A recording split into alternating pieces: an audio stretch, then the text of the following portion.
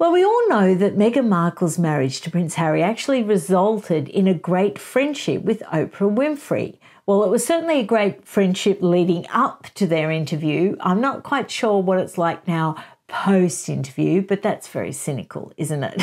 But Meghan Markle was just sort of zoomed into this stratosphere of A-listers when she married Harry. And it's interesting because someone of her status would never have got to even meet Oprah Winfrey, certainly not have a one-to-one interview with her. Now, we all know that Meghan likes to copy everything that Princess Diana did. Well, that's where they differed when it came to Oprah Winfrey. There's a little bit of history between Oprah and Harry's mum. Now, Oprah actually went to KP for a lunch with Princess Diana, and it was after her divorce from the then Prince Charles. And Oprah was after an exclusive. She was after an exclusive interview. Now, she'd already had a one-to-one with Fergie, which had been quite disastrous. But she was after the big fish. She was after the really big princess. Princess Diana. So she turned up at KP, and in A Royal Duty, Paul Burrell tells us all about it. Oprah Winfrey came to lunch at KP. The princess was really nervous about meeting her because she said she's such a big name. It didn't cross her mind that perhaps Oprah would be nervous too. I took Oprah into the drawing room and offered her a drink, and she accepted a glass of water. Then I returned to the princess in the sitting room. "What's she like?" she whispered. "She's taking everything in, not missing a trick. She's extremely smart and wearing the most enormous diamond studs in her ears." Paul Burrell, I think that's where he really earned his stripes when he used to give the lowdown to Princess Diana of what was happening when he let someone in. I mean, that was a brilliant summary. You know, she's really smart. She's taking everything in. She's got enormous diamond earrings in her ears. I mean, that's exactly the sort of lowdown you want before you walk into the sitting room and say, "How do you do?" Now, it's interesting. In Robert Lacey's book, Battle of Brothers, he gives a bit of a different slant on that lunch. Now, in A Royal Duty, Paul Burrell keeps it quite light and, says that actually Oprah Winfrey tried to poach him. She tried to take Paul Burrell back as her butler to Chicago. And there was, good light-hearted banter between her and Princess Diana at the actual lunch.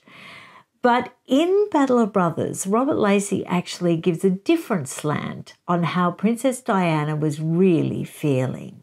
Diana felt very uncomfortable with Oprah, recalls her friend and confidant Simone Simmons. She thought that Oprah was only after sensationalism. Now, that is quite perceptive, wasn't it? Like when she interviewed Fergie about her book, and all she wanted to talk about was Diana. Interesting. That laid bare for Diana the basic lack of respect that she felt Oprah had towards her subjects and how she was just manipulating her to garner higher ratings. So Princess Diana was clever. She read that correctly and she didn't do it. But then, unfortunately, then she fell prey to Martin Bashir and, of course, the Panorama interview, and the rest is history. So maybe it would have been better doing the Oprah Winfrey interview. The fallout would have been just as disastrous, but maybe she wouldn't have actually been fed lies. We'll never know what the result of that would have been. So that got me thinking about Oprah Winfrey in relation to Meghan and Harry. And don't worry, I'm not going to go through the whole interview again. But I did learn something in Battle of Brothers in Robert Lacey's book that really shocked me, and I'd like to see what you think. And what I found out was this. When the Queen issued that letter, that letter where basically the Harkles were stripped of everything and all their charities were going to be dispersed amongst other members of the royal family, and Harry lost all his military titles, and basically they lost the whole thing. Well, that was in Feb, around the 20th of February, 21st of February. And I assumed that it was in reaction to that then they went ahead and did the blah interview with Oprah Winfrey and just basically said everything, and we all know what happened. So I thought it was a reaction. It wasn't a reaction. It was calculated. That video was recorded on the 16th of Feb. 2 days after they did that photo call where they recreated the Notting Hill movie and Meghan was doing her best Julia Roberts and lying with her head in Harry's lap underneath the tree at their Melodramacito mansion, 2 days after that, they recorded the Oprah Winfrey interview.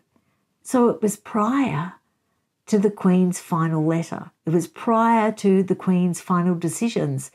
It was prior to that final proclamation. Now, I'm sure they knew what the Queen was going to say, but the thing is, it hadn't officially been released yet. So they really did jump the gun. They were very, very eager to deploy their weapon. So a very final, as funny and strange story out of the Battle of Brothers book in relation to Oprah Winfrey and Diana was that Diana gave some rather strange instructions to the then chef at KP. They were going to serve tomato mousse, and he was actually told to provide Oprah Winfrey with a very high-fat, calorie-dense version of the dish, and he had to give Diana a very low-calorie, low-fat version of the dish.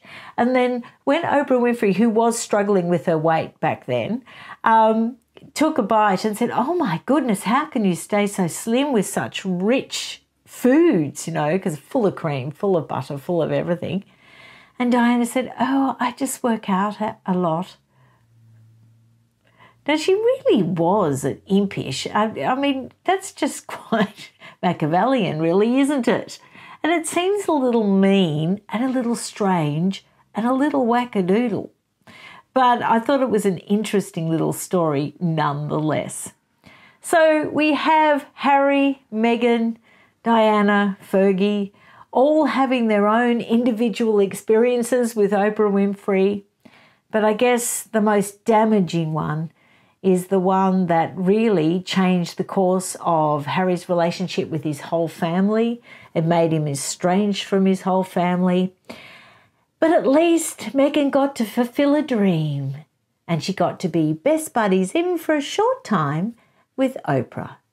Let me know what you think down below, and I'll see you again really soon. Bye.